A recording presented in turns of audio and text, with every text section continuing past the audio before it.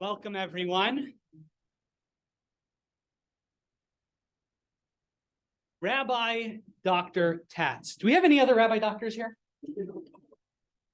Kind of makes you have like an inferiority complex, like rabbi doctor.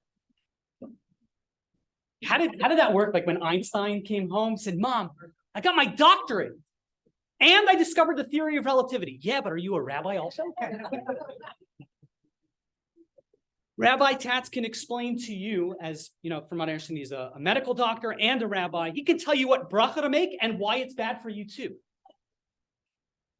It's a tremendous success. It's a real honor to have such a wise and accomplished scholar here to share his wisdom, his inspiration, and it gives me tremendous honor, and it's a tremendous kavod to hear words from Rabbi Tatz.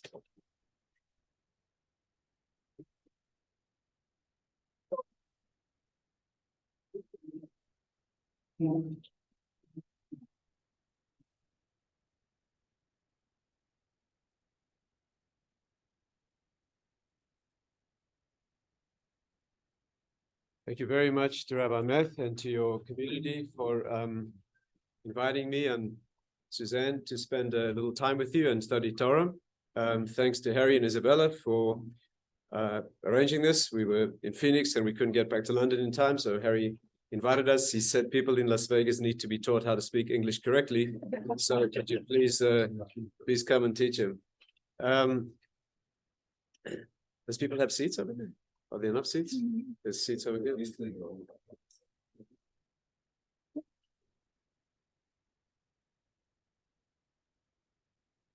have a seat, Rabbi Meth?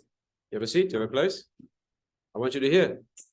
No, I'll speak loud. I'll speak much louder. So the subject we thought you might enjoy speaking about today is a basic subject in Jewish thinking, and that is where we get our sense of morality from. How do we know what's right? And I think you'll find the answers to this question quite surprising, and I hope useful as well. And I'm going to try to challenge you a little as we go through this discussion. I was told that the Kollel community here is Las Vegas intellectual black belts. Is that right? So let's see if we can think through this subject together. And the question we want to address is, what is the nature of our sense of morality? Where do we get a sense of what's right and wrong? And how do we find that? How did we find that in an authentic Jewish way? So the story begins in 1967, when a very interesting British lady philosopher by the name of Philippa Foot wrote an article in a philosophy journal which caused a storm of debate and controversy,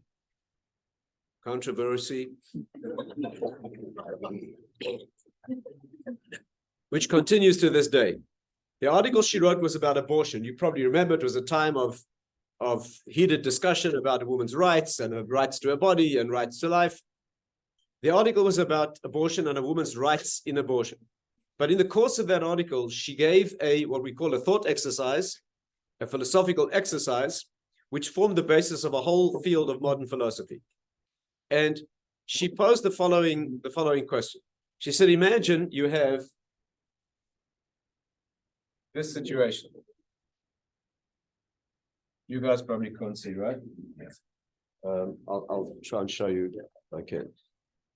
You have this situation. You have a trolley line. Okay, train line, trolley line. I don't know if you know, but I'm a very accomplished artist.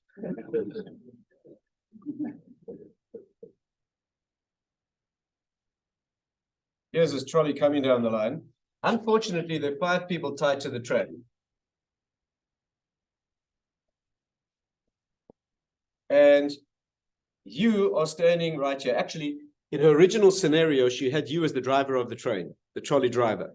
But that complicates things. And so thinkers since that time have modified the scenario. There's a lady at MIT called Judith Jarvis Thompson, who's a professor of philosophy. She happens to be Jewish, by the way. So she said, it's much better to consider you as a bystander. You're not involved at all. You're completely out of the action. You sit standing there by the side of the trolley line, and you are not involved at all. You see the trolley speeding towards the 5 people on the track. Can you guys? Okay. And if you do nothing, these 5 people are going to die. But it so happens that there's what they call a spur. This is a sidetrack. And there's a set of points here. You guys can't see them, right? Okay, can you see? I'm just going to leave it like this. Maybe you guys can move a little bit if you need to see the picture. But the main thing is just to get the scenario in your head. Okay. So, yeah, did you get that? Okay. So you're standing right there. And if you do nothing, these 5 people are going to get killed. You can act fast and pull a lever, right? A lever, you could pull a lever.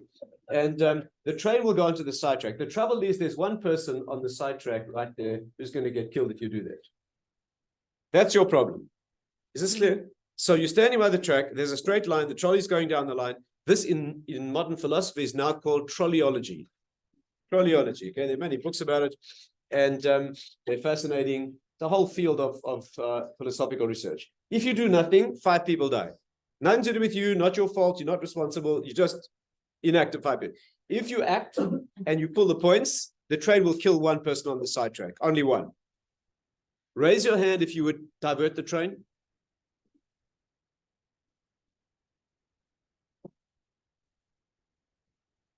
The question is, would you do nothing and allow 5 people to die? Would you divert the train and kill 1 and save 5? But you're killing 1. I'm killing 1. I'm saving. Okay. But you're saving 5. That's the question. Is it better to do nothing? That's true. You're responsible for the death, but we're also responsible for saving 5 lives. That's the moral dilemma. Do we see the problem? Okay. So most of you raised your hands and you're in good company. About 95% of, at least of Americans, Asian people think a little bit differently. There are different emphasis of community over individual in the East. America has a very high value of individualism. But about 95% roughly of Americans, college students who've been surveyed, they say you divert the train. In fact, Harvard University has a website, I think it's called Moral Choices, where tens of thousands of people have made their choices, and you can see the research that's been done on what people would do. So the vast majority of people would divert the train and save the 5 and have the one die. How about this?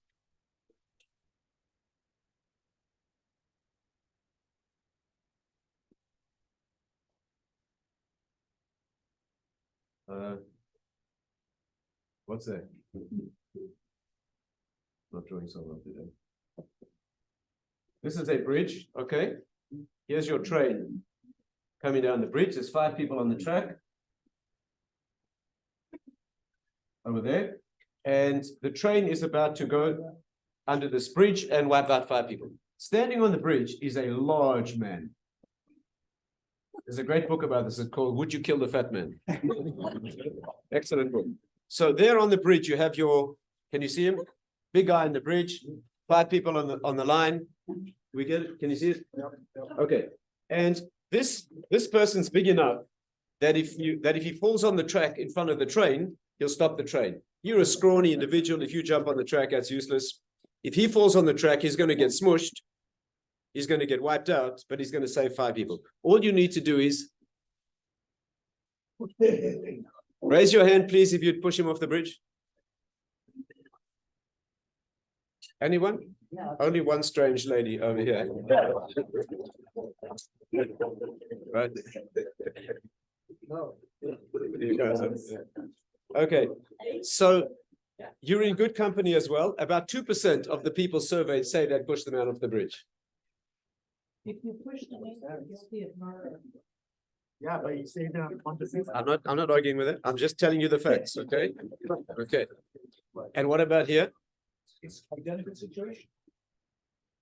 What was that scenario? Well, if you pull the lever and you divert the train, you kill this person over here. You kill him, you direct the train towards him. Oh no. Yeah. Let me factor in that this is an intellectual exercise versus you really don't know until you're in this situation. That's irrelevant today. We're only using an purely intellectual, dispassionate, detached exercise. If you're interested in the real-time experience, there's a person who made a YouTube video he does these sort of dramatic scenarios. I don't know exactly what it's called. You look it up, you'll see, which is absolutely amazing to watch. He what he does is he takes an industrial complex someplace near a big city, and he has people told they're coming for an interview for like a focus group for some advertising agency. And when the people arrive, they're waiting for it's a boiling hot day, and the people are waiting for the interview. So a guy walks up and says, look, you've got about 20 minutes till your interview begins. Why don't you come and sit in this shed, which is air conditioned, and we'll call you when you're ready. And they all accept. And so the individual goes into the shed, and it turns out to be a train control set. It's all fake, of course. They're all actors. They've got these massive screens and electronics and buttons and all that. There's an elderly guy sitting there who working all these screens. And after 5 minutes or so of this hapless, unaware individual, he says, you probably want to know what I'm doing. I'm in charge of a certain sector of the Southwest United States trains, and my job is to direct the trains on all the tracks. And he shows him the real-time videos. It's all a setup. And you see this a train near Santa Fe someplace, and the train's going down the line, and he shows him all the videos. He said, my main job, of course, is to make sure that no one gets hurt and so on. And he shows him how it works. And he says, if I see a train going in a dangerous direction, I hit this big red button, and it diverts the train onto the side track. And he carries on. He sits there. The guy sits in air conditioning. After about 10 minutes, he says to him, listen, I really need to use the bathroom. And my assistant is not here today. You know, I'm not allowed to leave this place unattended. Just sit here for 5 minutes. I'll be back in 3 minutes. All you do is sit here and just check that everything's okay. And people say, great, sure. And he leaves. And of course, you see on the big screen, a freight train coming down the line. There's 5 workers on the track with their backs to the train with earmuffs on. And there's a side track with one guy on the track, you know, with a pick. And the train's barreling towards these 5 people. And the people, you see in real time, start sweating. Some of them start crying. And most of them just freeze and they don't do anything. A few of them hit the button. And then as soon as they've done it, they bring in a team of psychologists, they deprogram them, people are shaking and hysterical, and I'm not going to use it. Thank you. So it's amazing to see, right? So in real time, who knows what we would do. But we're doing it, and also when we analyze these situations, we pretend that all the variables are completely clear, and you can't say that these are your friends, this is your wife's mother, you can't introduce that sort of stuff. It's got to be all else equal completely. 5 strangers, 1 stranger, everything else is equal. So here we have the following observation.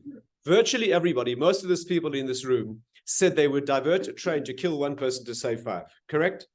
And almost nobody except you said that you would not kill 1 person to save 5. What's the difference? Well, what's the difference? In both cases, you are doing an action that kills 1 person to save 5. The only difference I can see is in this case, you're bringing a train to a man to kill him to save 5. And in this case, you're bringing a man to a train to kill him to save 5. But that's not a moral difference. What's the moral difference between these cases? One, you can see the person you're killing. The other, you can see, I told you, all else equal exactly. You can see this person, you can see this person, all equal. Everything's equal. You don't know them, they're both strangers. Notice I made this man fat too. Right, in case you think I'm prejudiced against large people. Any offers? Okay, so your claim, I don't think that's a moral difference. That may be an emotional difference. Your point is this, that in this case, you have to get your hands dirty with murder. You're pushing him off the bridge. So you didn't notice, but there's a lever right down here. And in the bridge, there's a trapdoor.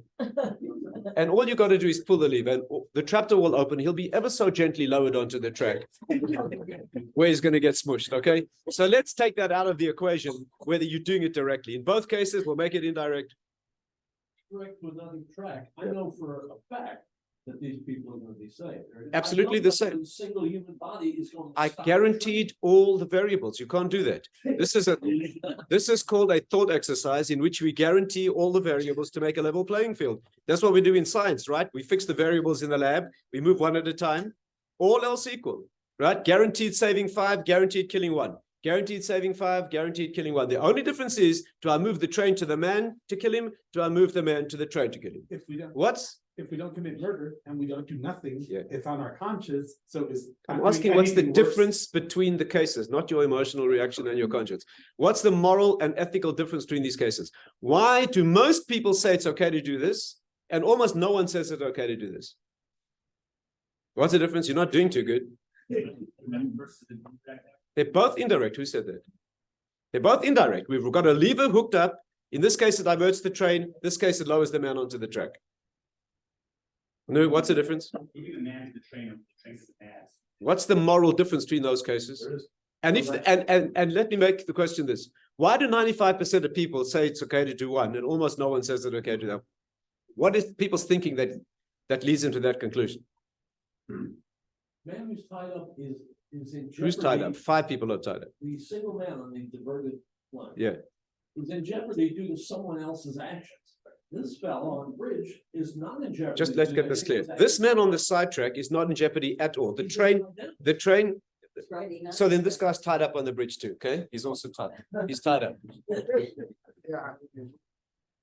Okay. Before we explain the difference between these cases, let me make the main point of today's discussion. Notice that when I asked you what you would do here, your hands went up within seconds.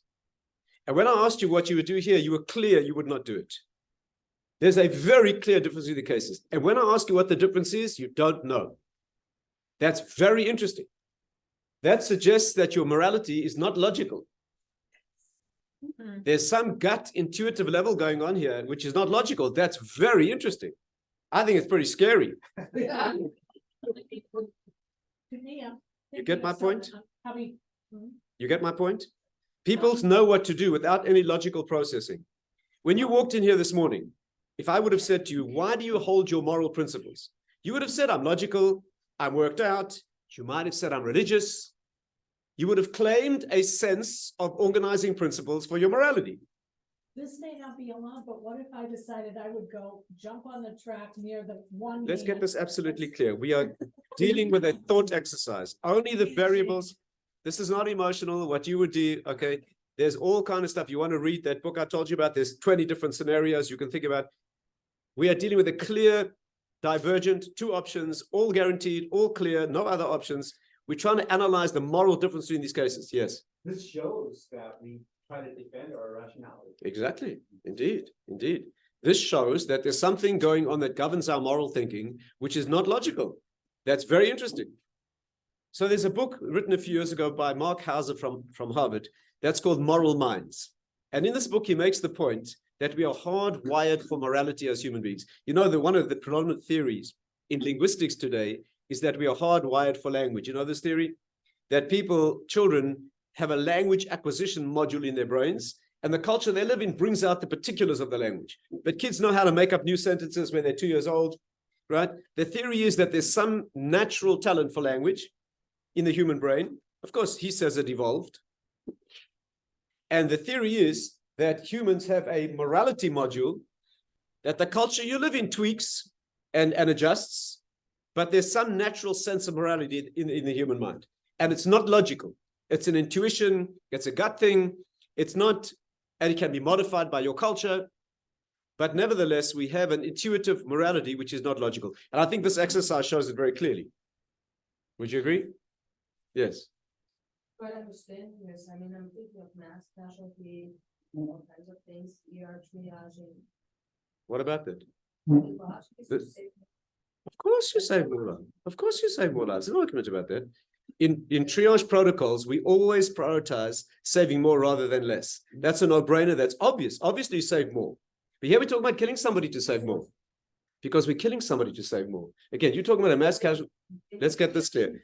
I'm a physician, right? When I come to a triage situation, there's 20 people injured, there are protocols used. By the way, you know that most of those protocols have been developed in Israel, tragically. But some of them don't agree with halakha. Do you know that? For example, one of the most basic rules of triage is you must triage everyone before you treat anyone. And skilled triage experts can assess a person within a minute or so, 45 seconds to a minute, and then you move on. That doesn't agree with halakha. Because as you start triaging all the victims, if you get to one person who will die if you move on, you're not allowed to move on. Even though there may be others injured and more than one. But you can't do something that will kill it. You got your finger on a bleeding blood vessel, you move on, the person's going to die. right? Not allowed to do that. But no, we're not talking about triage. Here we're talking about killing someone to save 5. That's not triage. Is this clear? No. Okay, let me say it one more time. No, I want you to be happy. I want you to be happy. Triage means I have a number of people, I cannot save them all. I must decide which one to save. 2 patients. I got 1 pair of hands. I can only stop the bleeding in 1. I'm not killing anyone. I'm choosing which one to save. Let's get this clear. It's going to be a long day. It's going to be a long day. You say it one more time. Are you a physician? Yes. Okay. Look, when you don't save someone, that's an act of negligence failing to save. It's not killing. You're not culpable for homicide. That's not called killing. You have a duty to save. By the way, in law, you don't have a duty to save. Only morality you do. America has good Samaritan laws that will protect you if you try to save someone. Hopefully. And still, most people don't because they don't want to get sued.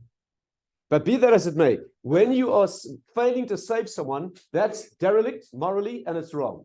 But you're nothing wrong with doing that when you're doing that to save someone else. You can't save both. Again, there's 2 people dying. They're both bleeding to death. You've got 1 pair of hands. You have to choose one. When you choose the one, you're not guilty of killing the other, are you? Are you? 1 second, I'm having enough trouble with her. Again, let's get this clear.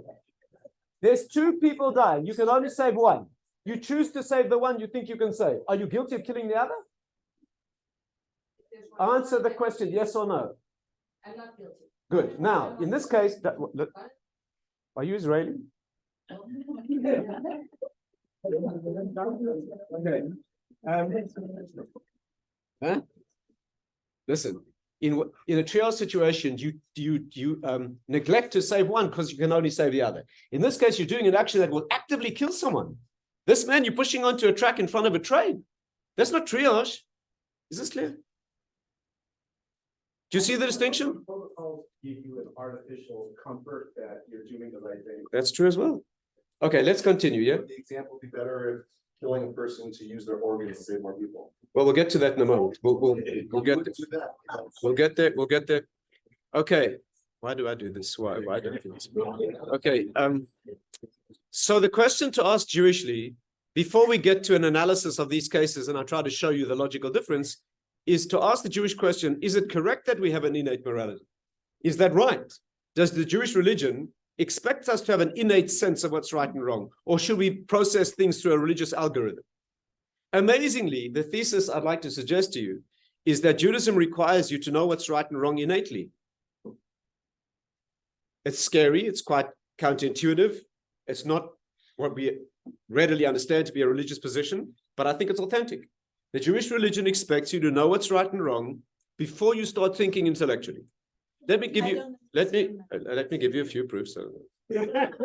I told you it's against what most people think. Let me give you a few proofs, but you have to be open to the proofs. Number 1, the best proof I could bring you is from within Torah itself. If I could show you a Torah statement that would show that we expect you to be moral before Torah, you'd have to accept it. We have a statement called Derech Eretz Kadma La Torah. The Torah tells us, our rabbis tell us, Derech Eretz, which means a sense of rectitude, morality, ethics, what's right and wrong, basic fairness, comes before Torah. That is astounding. Again, we understand that Torah is a universal moral system. It encompasses the whole universe. It's the blueprint for it is everything. There's nothing bigger than that. It's God's mind. And the Torah tells you, before you start engaging me as a religious system, you ought to know what's right. Derech Eretz Kadma La Torah. We expect a person coming to Torah study to have a sense of fairness and justice and right and wrong before they engage the religion. Isn't that amazing? You should not be raising your children to think religiously.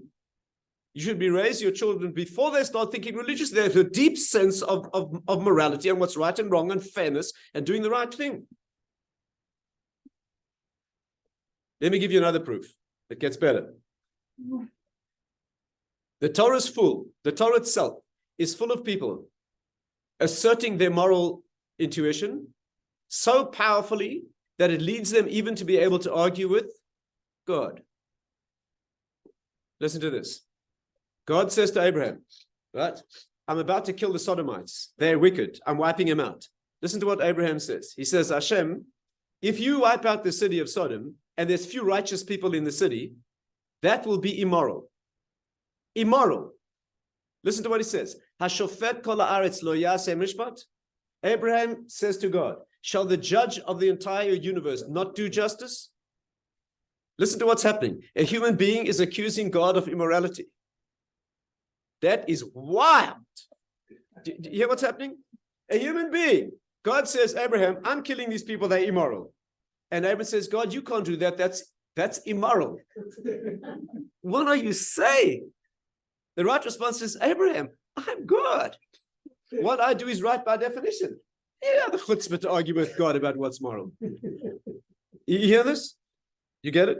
I guess my question Do is. you get it? Yeah, I do, but it's not that I'm questioning that innate sense. I'm questioning how do we guide or instruct I'll get or there. direct that innate I'll get there. sense. One thing at a time. One thing at a time. The Torah is full of this. Here's a human being accusing God. And God never in the Torah ever says, you're making a basic philosophical error. I'm God. I define morality. God says, let's talk about it. Stuff happened that you don't know. Things going to happen later. He engages the debate. Here's the Jewish people in the desert. God says to Moses, these people have gone too far. The sin of the golden calf. I'm wiping them out. Moses says to God, Hashem, God, you can't do that. If you kill the Jewish people, that will be immoral. Do you know why? Because you promised all the tribes of Israel to give us the land of Israel. And if you break a promise, it's immoral. Do you know what the Medrash says? Hashem said to him, listen to this Medrash. Hashem said, you know what? You're right. Know what I'll do? I'll kill them all. I'll save you. I'll reconstitute a new nation from you, and I'll give them the land. Well, at a moment's hesitation, Moses said to God, that won't work. You promised all 12 tribes. I'm only Levi. Which means that will not be good enough. And the Medrash says that God was unable to answer. That's the kind of lawyer you want working for you. Listen to this, ladies and gentlemen. You have here a human being defeating the creator of the universe in a moral argument. It doesn't get better than that. You hear what's going on? You're not enjoying this, huh? A year and 2 months later, the same thing occurs. The spies, then God says to Moses, now they've gone too far, I'm killing them all. Here Moshe says to Hashem, you can't do that, because if you kill the Jews, people will say you are mighty enough to take us out of Egypt, but not mighty enough to bring us into Israel. So to discredit to your name, and that's ethically wrong. And Hashem said, okay. And the obvious question is, why did he not use the argument he used the year before? The year before had a trump card. He beat God in a moral argument.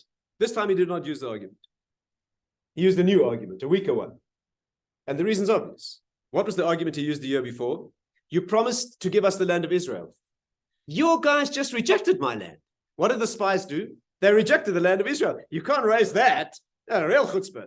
So he had to use a weaker argument. But the point is, as a human being, arguing with God about what's right and wrong and winning. The Torah is teaching you here that Hashem expects you to have a fully developed sense. Now, to be sure, your sense of ethics can be distorted. You can have weird ideas about gender. You can have all sorts of ideas about all sorts of moral things against Torah values. There's no question about it, and you certainly will need Torah. But in essence, here we are learning that when it comes to basic morality, like hurting someone who doesn't deserve it, right? Or here you have a very clear indication that the Torah looks at it that way. Let me give you one more example, not from the Torah itself, but just an observation.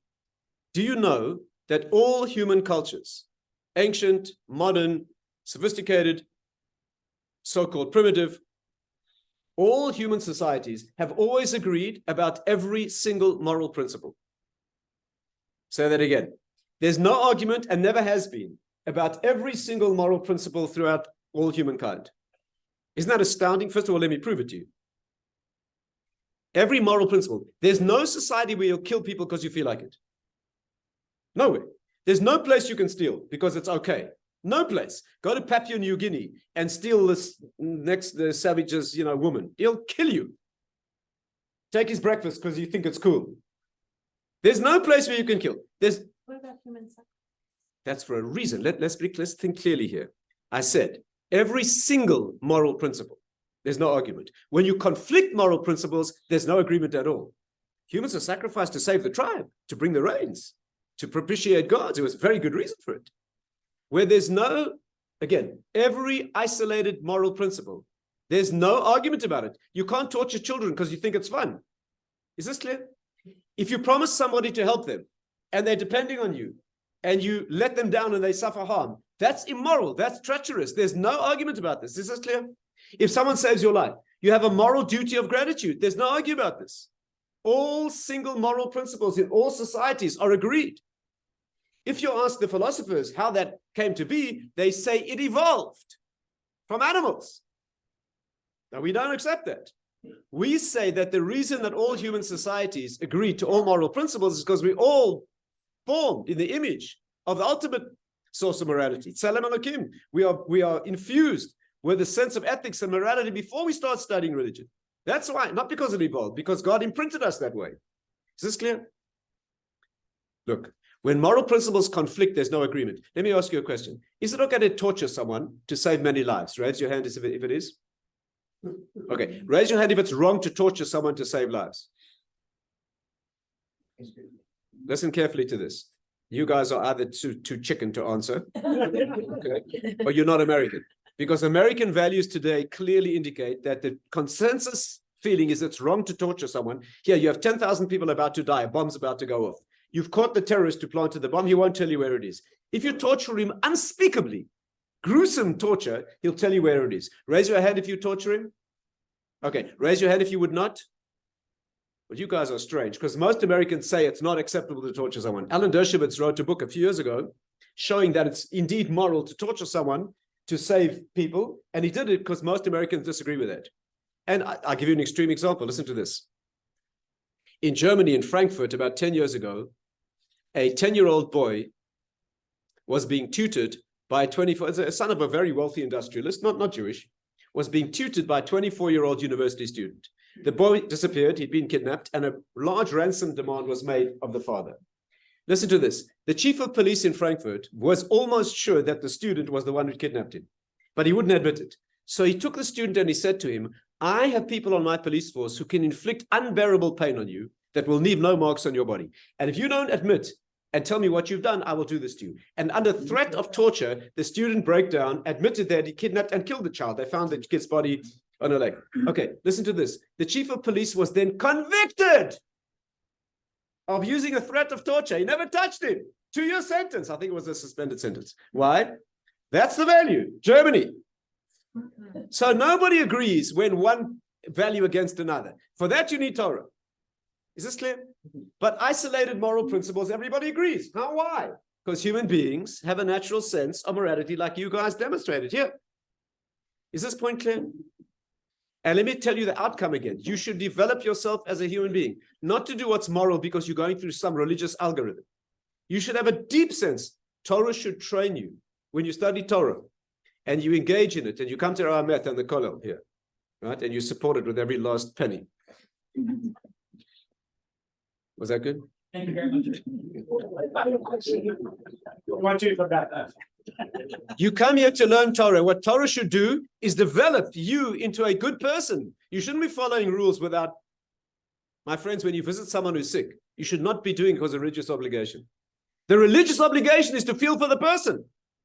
If you visit someone who's sick because you think you're serving God, you don't care about the person, there's something crooked about that. On the contrary, you know what happens? If you visit ill people because you think God wants you to, and that's your only motivation, the sicker the better. Is a more beautiful esrog if he's really suffering. I went to visit a sick man once. It took me a long time, hours, and I eventually half a day later, I got to the hospital. I walked into the ward. I said to the nurse, I'm so-and-so. I came to visit Mr. So-and-so. She said, no, he got better and went home. I said, what a chutzpah. He couldn't suffer another day. I came to see him. I came to see him, you know. Okay. That's wrong. If I went to visit a sick person and I didn't care about them, Yeah. and they were a person I didn't know, Yeah. I believe that when I visited them and I see a real person, Yeah. then the feelings of Absolutely, of course. And if you visit them because it's a mitzvah and you don't care about them, it's also good. But it's not the goal of Judaism. Okay, let me tell you answer to these questions because you did not get it. Okay, are you ready?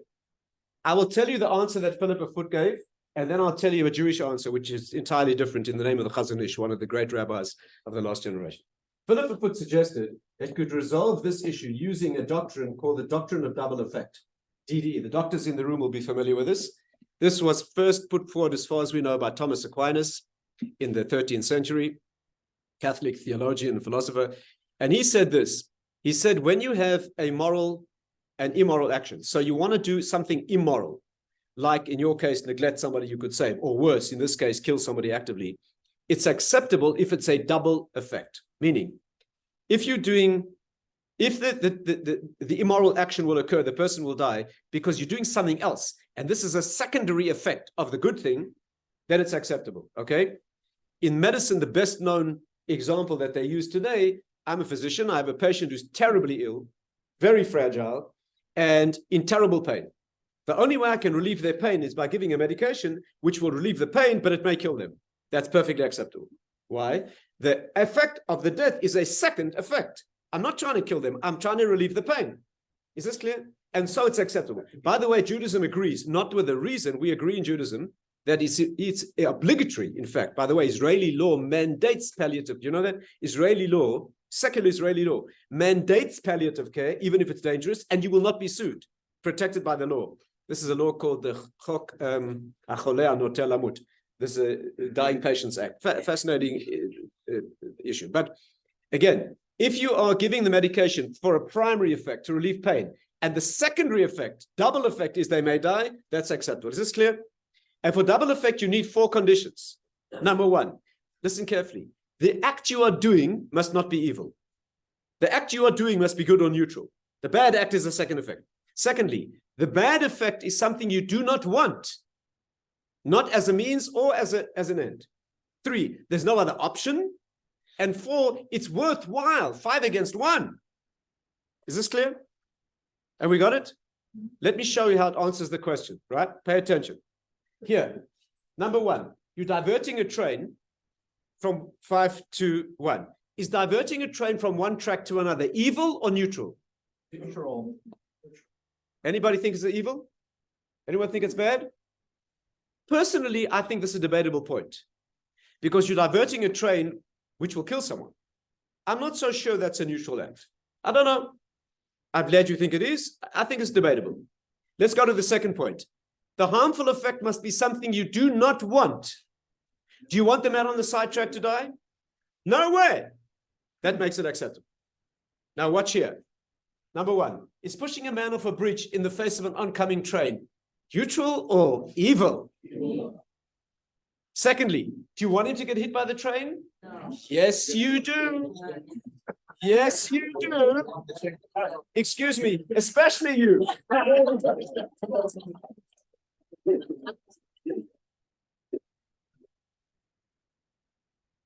Yes, you want him to get hit. That's what saves the people. Is this clear? Are we together? You gave me a hard time. Are you with me?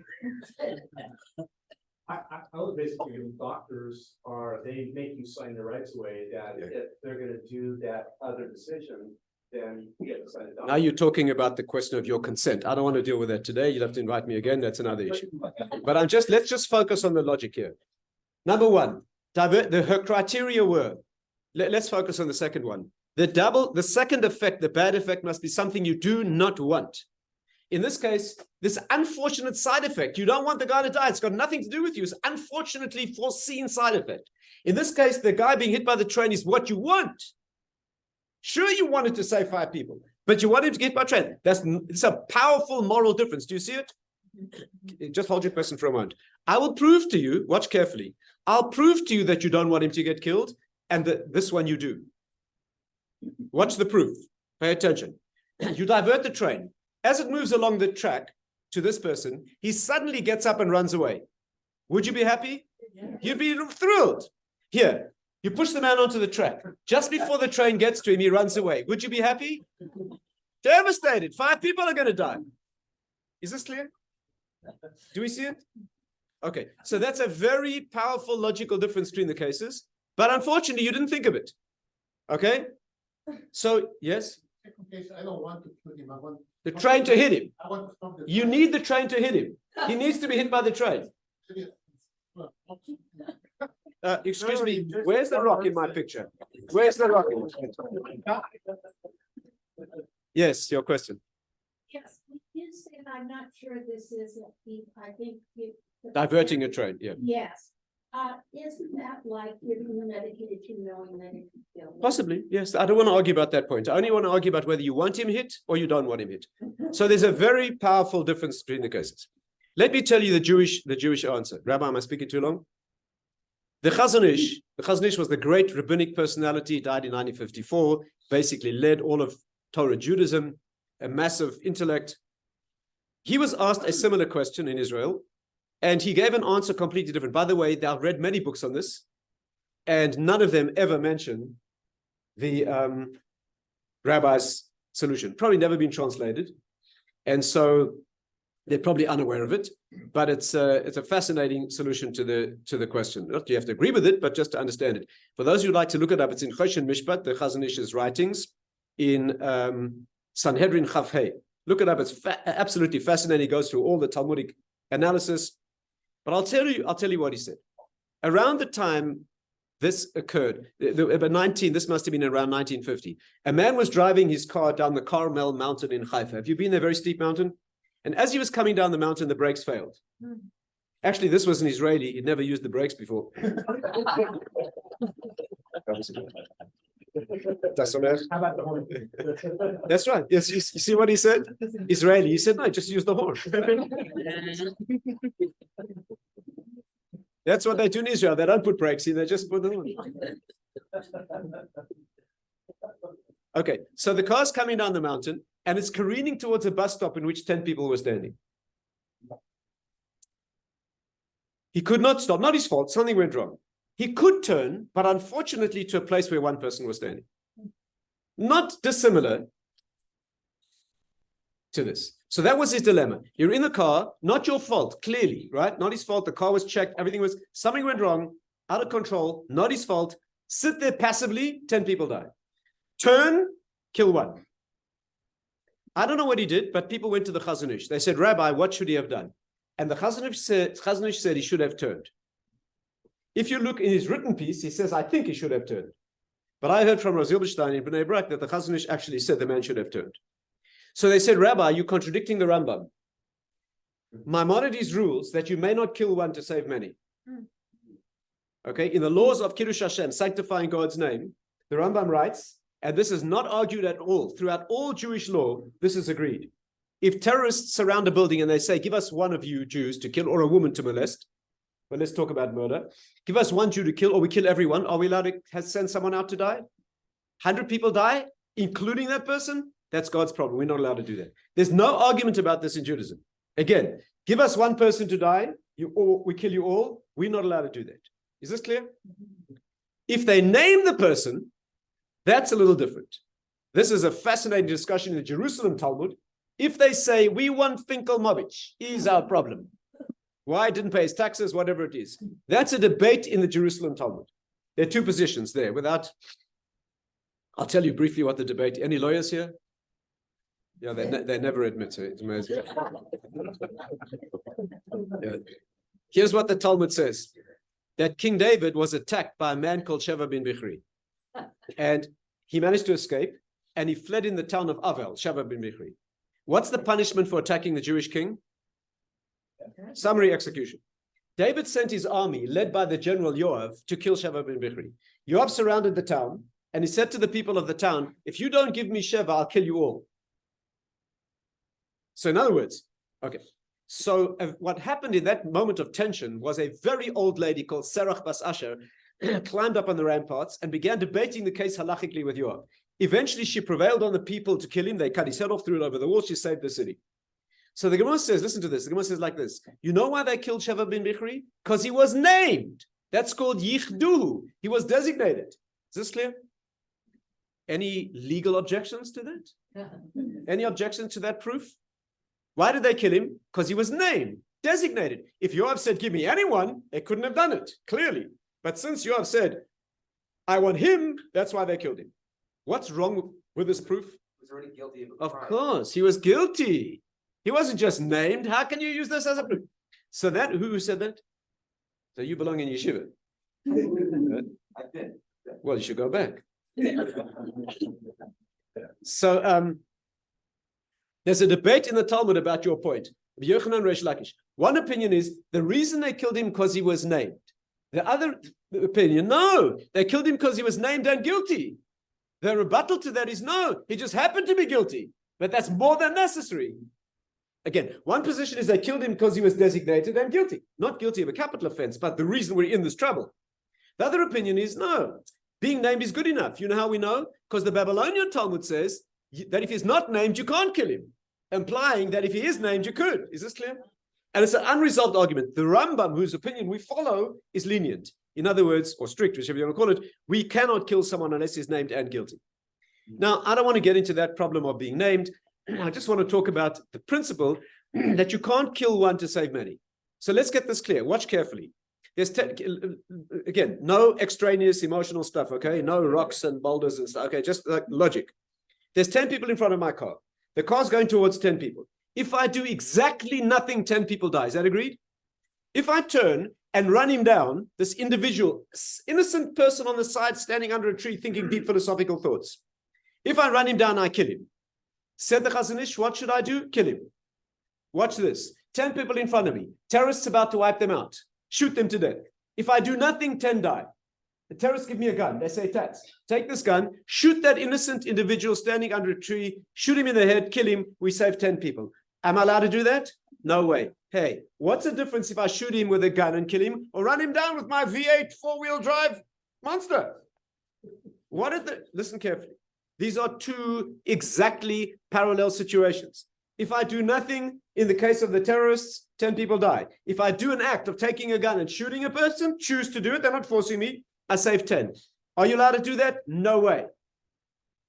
My car, 10 people in front of me. If I do nothing, 10 die. If I turn and kill one deliberately, I save 10. Should I do that? The rabbi said yes. What's the difference? The gun's already in motion too. I'm choosing in both cases. In both cases, I do nothing and see 10 die or kill an individual. What's the difference if I kill him with a gun or with a car? My intention is to save 5 in both cases, save 10 in both cases. I'm not intending to kill. I'm only doing this on the side to save the people. So that's double effect. That's not what the rabbi said. Yes. 10 die. God's already decided. Car's going this way. The momentum's carrying this way. Nothing, they die. In other case, the terrorists. God, you're gonna hit 10 people. You turn. Yeah. Or I shoot. Now, Or I shoot. Either now one. you're making a conscious decision. Or I shoot. Conscious decision. And kill. God knows what he's doing in both cases, I assure you. Okay. And in both cases, I chose conscious action to kill a person. What's the difference if I use a gun or a car? They parallel exactly. You see the problem. The rabbi showed them the logical difference. Not double effect. So listen, pay attention. I'm not asking you to agree with me, okay? Certainly not you. Just understand what's being said. Listen to what the rabbi said. He said, taking a gun and shooting somebody is a ma'aseh ritzicha. It's an act of murder. The Torah doesn't allow it. Taking your car and turning away from people is a ma'aseh hatzalah. It's an act of salvation. I'm not asking you to agree. Just understand what's being said. If I take a gun and shoot somebody, his language is ma'aseh achzari shel ritzicha. It's an act of murder. Of course, I'm committing murder to save people. The Torah doesn't allow it. But a driver in the street, people in front of your car, you turn away. The primary action is an action of saving people. True, one dies, but it's better than 10. Do you see this? I see some dubious faces. Just 1 second. Let me make it a bit more clear. Those of you who have doubts, okay? I'm driving my car, 10 people in front of me. I swerve away, save 10, kill 1. Would you agree that's a reasonable thing to do? You certainly said it here. So you agree under these circumstances, it may be reasonable to do an action, even though knowing it will kill 1, in order to save 10. Agreed? Okay, watch this. You're a doctor in a hospital. You have 5 patients in organ failure. They very badly need transplants. Right? Transplants. Yeah. Okay. You got no organs. The nurse walks in and says, doctor, there's a young fellow come to visit his mom. Let's grab him, cut his throat, 5 organs. Raise your hand, please. You see the difference? The difference is that one is an act of murder. You cut his throat, take his organs, no way. Even though one is dying to save 5. Is this clear? But your car in the street, you turn away from 5, maybe. Is this clear? There's a big moral difference. What's the nature of your act? Is the primary act you're doing an act of killing? Toad is not allowed. Is the primary act an act of saving? If fewer die, I'm not saying it is acceptable, but it may be. It's very morally different. Clear? Okay. That is what the Chazon Ish said, and it's, again, it's not recognized in the secular literature, but that is his difference. Let me add, any questions at this point? Yeah. If said fat man or said one person, if you know that's a tzaddik, Yes. and you don't know the other 5, Yes. does that make a difference? Probably not. Probably not. Yes. Why isn't this a double, a DDE? Because when he makes the turn. Yes, it is. It is. I think that indeed would be a good resolution. But the Chazon Ish didn't give that solution. Okay, so there's more than one way to think about this, right? Both logical. Let me add just one more level, if I may, and then we'll call it a day. And that is, there are many other ways of solving these issues, and I'll mention just one because it adds to the point we're making today. And that is one of the methods that's been suggested for resolving moral conflicts is called utilitarianism. Utilitarianism means that all you do is count the numbers. It's much simpler than all this complicated Talmudic logic. Just count the numbers. You always do what's called the greatest good for the greatest number. Okay? So don't get into all this complicated stuff. Just count the numbers. It's absolutely simple, beautiful, solves all moral questions. Of course, if the numbers are equal, flip a coin. So in any societal problem, just add up where the greatest good is and do whatever it takes to save the greatest number. Absolutely. The question is, if it's so simple and so clear, why has it never been accepted in any society? I mean, with maybe some rare exceptions and some individuals, it's never been accepted. And I'd like to understand why. So one of the major architects of utilitarianism was a man called Jeremy Bentham. Bentham was an Englishman. He was a deacon at UCL in London. He lived about 200 years ago. And by the way, if you'd like to visit Jeremy Bentham, you can. His body's preserved. You know, the English can be a little eccentric. You know that? So Bentham left instructions in his will that when he dies, he's to be preserved in a glass case. I'm not kidding you. In a glass case, his body, in the entrance hall to the university, and wheeled out to every Senate meeting of the university. And the British do. So you walk into UCL, his body's in a glass case. His head is wax. The real head is locked up in a box on the side because the King's College students used to steal it. So what they do at every university Senate meeting, they bring his head to the, I'm not kidding you, they bring his head to the table. He's registered as present but not voting. Okay, you know, the British. Yeah, 100%. I'll show you photographs after this. When I go lecture to the medical students in UCL, I pay my respects to Jeremy Bentham. He's in a glass case with a little legend about his life and so on. Now, how do I know about this, by the way? Before I moved to London, when I was still living in South Africa, there's a book called the Lev Aryeh. It's a book of halachic responsa by Rav Dayan Grossness, who was one of the rabbis in London, on the Bet Din in London. He received a question from a young Kohen. Any Kohanim here? This is a student who was a Kohen at UCL. He said, Rabbi, every morning I walk to my lectures through a room with a dead body. I'm a Kohen. Am I allowed to do that? And he answers very interesting. He says that to be in contact with the body, you may not be with the body. But to be in a room with the body only applies to Jewish bodies. Bentham was not Jewish. But on second thought, he says, maybe this is Bentham's grave. And a Kohen may have no contact with a grave of any sort, walk around. Amazing stuff. Okay, so, but that's Bentham. Now, Bentham said, we solve all these problems by counting the numbers. If you have to kill one to save 5, sure. Draw lots in society, take a guy, cut his throat, take organs. Absolutely. Why not? You're saving 5 at the cost of 1. And it's never been accepted. But it makes such sense. Now listen carefully. Here's the main point. Professor Williams, who was a professor of philosophy at Cambridge, died about 3 years ago. He wrote a wonderful book on morality. You should definitely read it. It's quite a readable general audience book. He has a chapter on utilitarianism, and listen to what he says. One of the greatest minds in modern philosophy. He says the reason that society has never accepted utilitarianism is because it doesn't feel right. Philosophically, it makes perfect sense.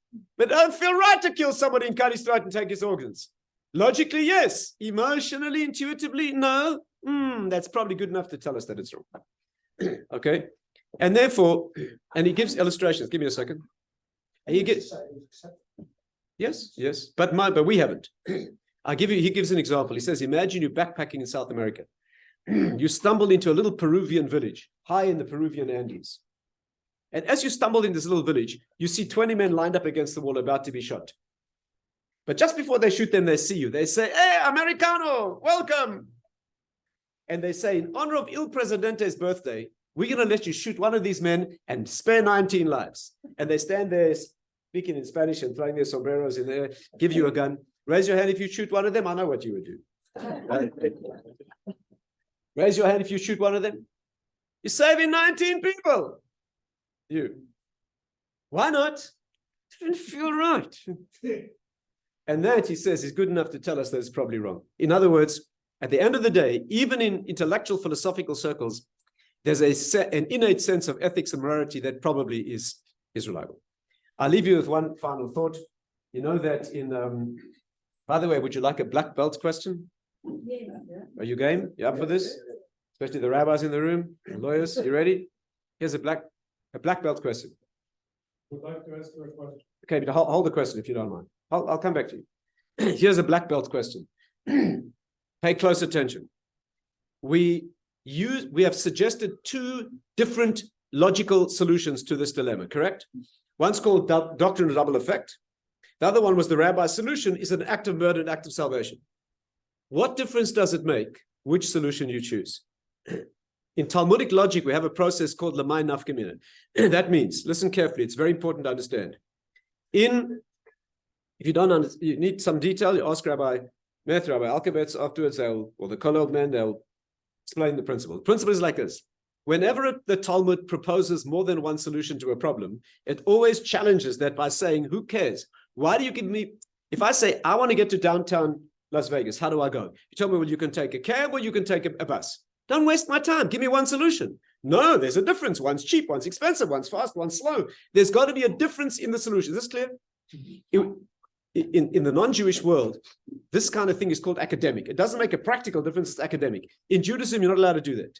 In Talmudic analysis, you may never propose solutions where it makes no difference. Is this clear? Okay, I gave you two solutions to this dilemma, either double effect or the rabbis. What practical life and death difference does it make?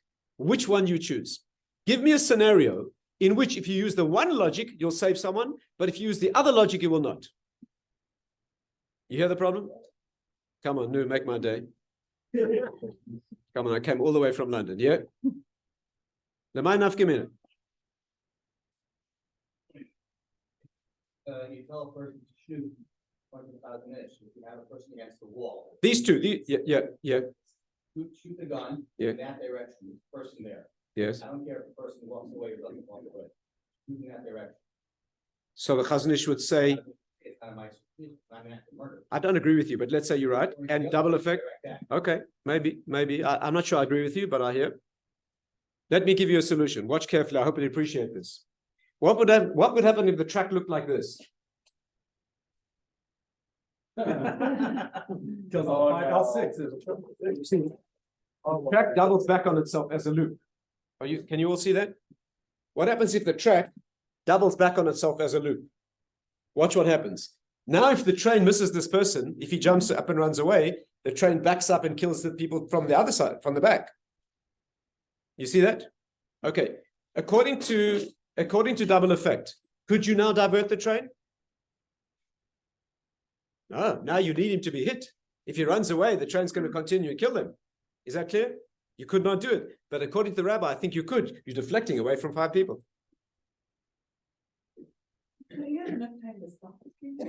You are cheating again. Got to go with the scenario. I'll leave you with this thought. Watch this. In London, in 1944, the Germans were shooting V2 rockets into London. Okay, 10,000 people died.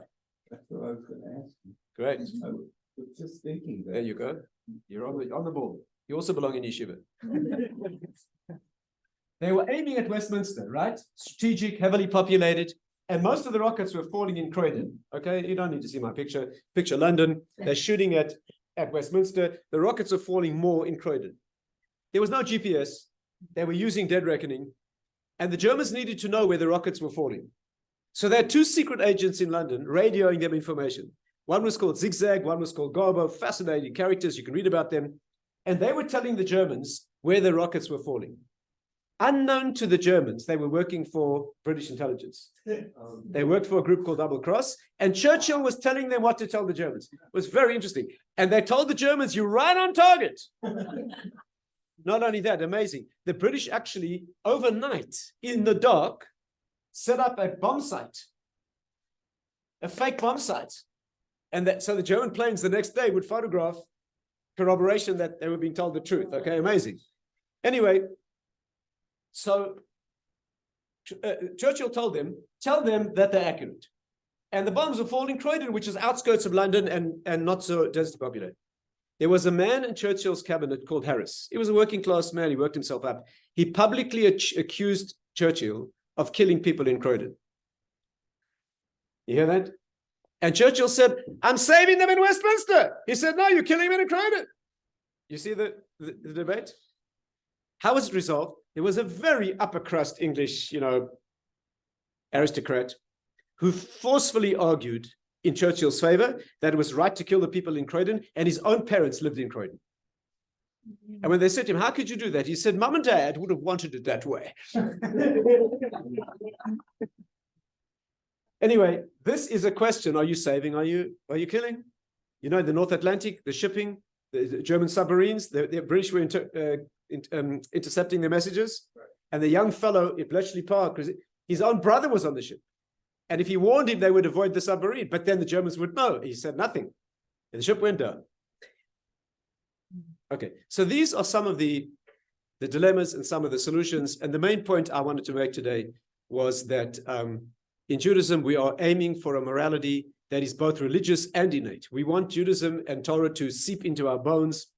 We want to become people who can solve logical problems, know what's right, raise children who are ethically sensitive and intuitively developed, right, along the lines that Torah wants, and the two should exist in harmony. Let's finish with a couple of questions. Yes.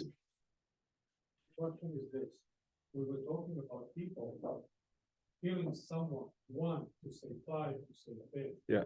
How do we look at someone who is himself or herself to say 5 to 10? Yeah. So the Talmud says, if you give up your life to save many, it's an incredible act of a mitzvah. The example that's given in the Talmud relays the principle. In the town of Lud, during the Roman occupation of Israel, a non-Jewish girl was found killed, and the Roman governor, accused the Jewish people in the town of Lud of having killed her. Of course, it was completely false. Two Jewish brothers, Pappus and Ilionis, they went to the Roman and said, we killed her. Completely false. And he killed them, and they saved the city. The Talmud says they guaranteed a place in Shemaim that no one else can. By the way, many commentaries say he knew they were lying, but he made his offer. So when they came forward, he killed them.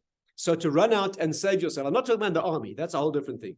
In military triage and military principle, there's a whole different set of laws. I wrote a book about this, you can read it. That's called Dangerous Disease and Dangerous Therapy. It's medical triage and medical halachic principles governing these situations. And there you'll find some analysis of military situations, but danger to life in the military is a different calculation. So yes, to give up your life to save others voluntarily, we can't do that to you. But if you do that, yes, that indeed could be done. It'll be done many times. Yes. Can you comment? We talked before about Moses arguing with God about not killing. Yeah. Sodom. We have the flood. Yes. Right. Where all we have is Noah, who I guess didn't argue with God. He prayed and pleaded, but not enough, according to our sages, indeed. But I think you could ask me a better question than that. Okay. When all the neighbors were passing, saying, "What are you doing? Why didn't you try to save them?" No, he did. But our sages say he wasn't active enough in reaching out as Abraham was in some incredible way. Here's a question you should be asking me. Pay attention. We said that when an immoral act is about to take place, humans argue with God. Can you think of an amazing exception? Where something terribly immoral is about to happen, and the man involved doesn't say a word.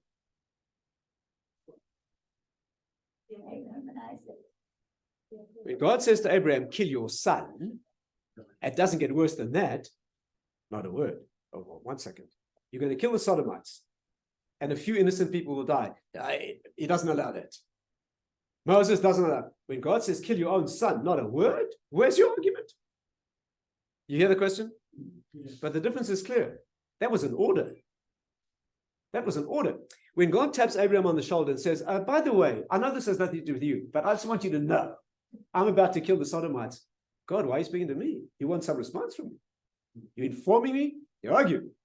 But when God says kill your son, the whole point is you subdue and subjugate your own morality to that of God. That's the point of the test. Example, you're a soldier on the battlefield. Your commanding officer calls you in. Soldier, I want to discuss military strategy with you. What do? Discuss military strategy.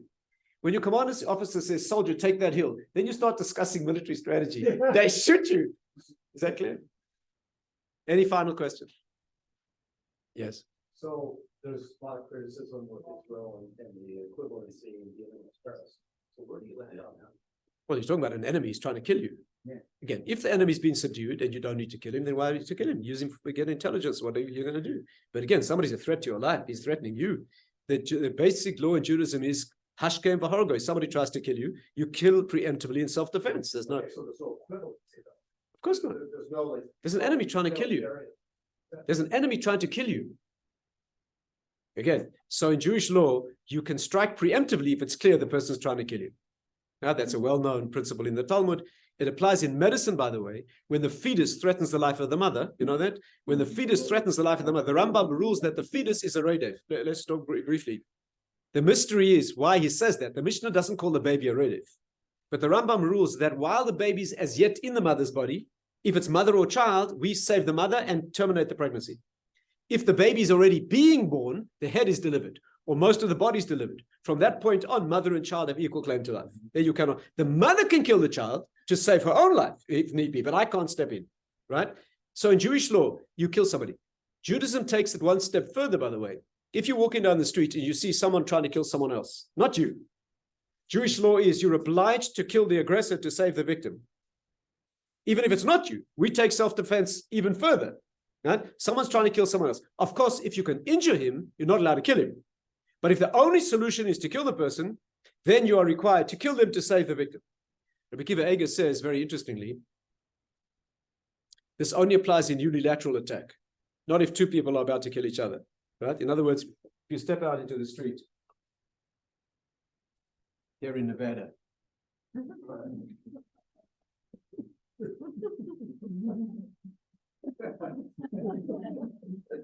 right? And draw, right? So there, you're not allowed to shoot either one. Each one can kill the other one to save himself, but you cannot.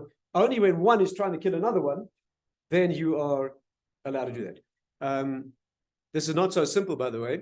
In Israel in 1973, there were some Israeli soldiers being fired upon by other Israelis. You know, they have a tragic, it's called friendly fire, mistaken identity. So there's a group of Israeli boys shooting at another group of Israelis. Couldn't see who they were. At a distance was a third group of Israeli soldiers who saw what was happening, could not communicate with either group. And in this third group were some religious fellows. And they said, look, there's a law of Rodef. Rodef means if you see someone trying to kill someone else, you got to kill them. Their own people. They had a terrible argument about it on the battlefield, and they did not shoot. And lives were lost in the first group. When these soldiers got home, they went to see Rabbi Yosef, famous rabbi in Jerusalem. They said, Rabbi, what should we have done? He said, there's no way you could shoot. That's called min shamaya karad filei. They're being pursued from heaven. They're doing what they ought to be doing. They don't know who it is. There's no way you can shoot. Question for homework. Rabbi, can I give a homework question? Question for homework. This is worth a big bottle of single malt. What are people into these days? Cocaine, probably. I don't know, whatever they want. Here's your question. Why is this different than the baby? The fetus innocently threatens the mother. We take the life of the fetus. The soldiers innocently doing what they ought to be doing. We don't kill the soldiers. What's the difference? Each is a rodef, right? The soldiers do what they ought to be doing. In God's hands, mistake. The baby doing what it ought to be doing. It's in God's hands. Why do we not kill the soldiers to save the soldier, but we do kill the baby to save the mother? You hear the question?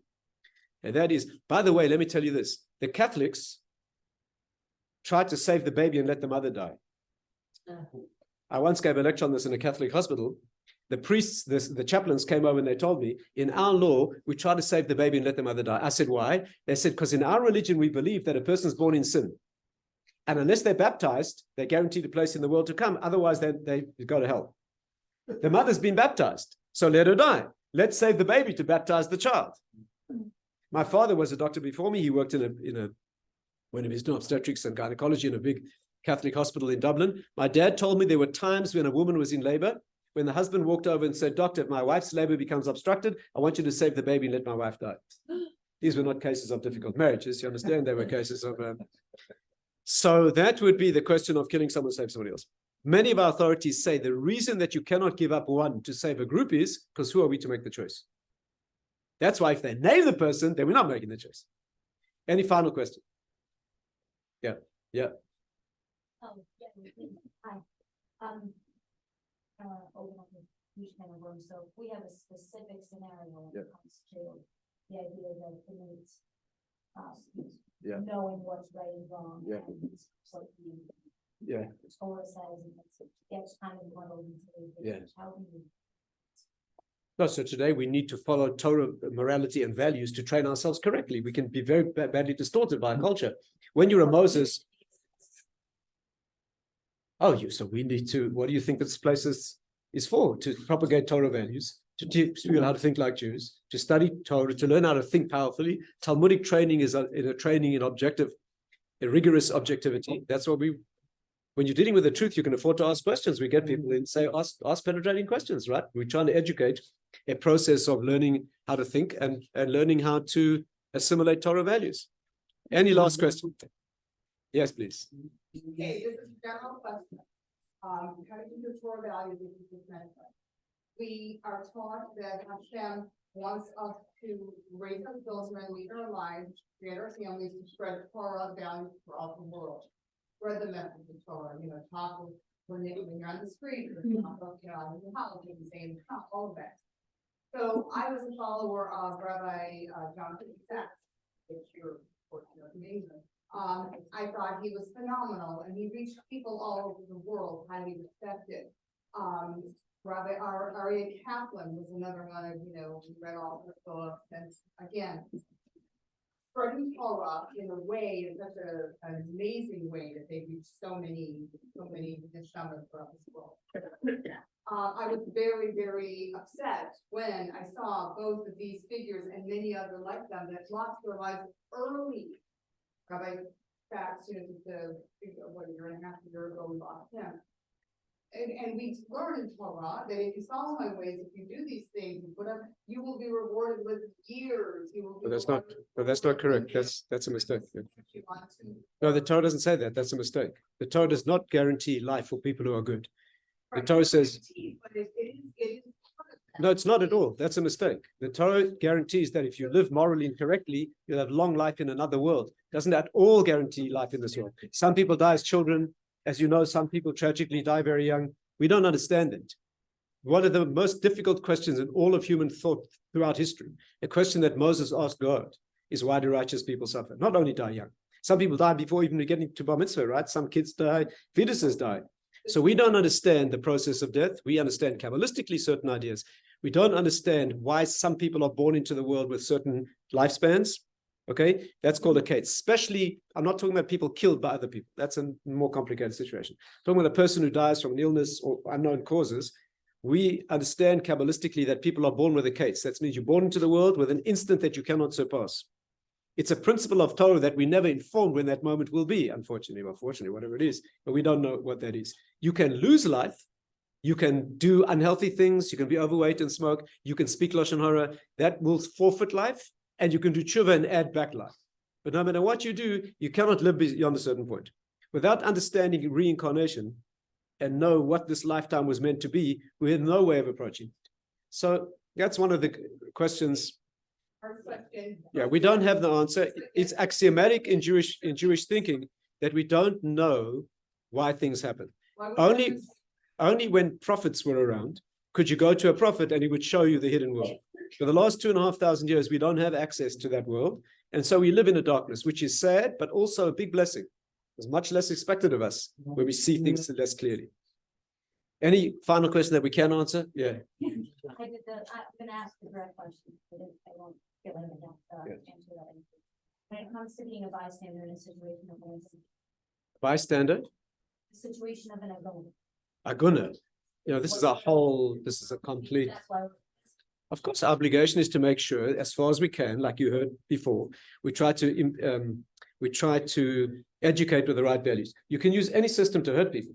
You can use secular law to hurt people. You can use Jewish law. You can be as distorted as you like and use any tools to do anything in the world. Okay, so some people will use Torah principles or legal principles or anything they can to hurt other people in a very unfair, immature way. That's part of what free will means. Your question is not really agunas. Your question is, why did God give us the ability to hurt other people so potently and so powerfully? And the real deep question here, which I'm not going to answer today, is, could you ever really affect anyone else? Is it that person's destiny? You're simply playing into the hands of their destiny using your free will? Or do you actually bring about those changes? That's the deep question. So it's just not appropriate now to go into a particular halachic construct. Anyway, thank you very much for this opportunity.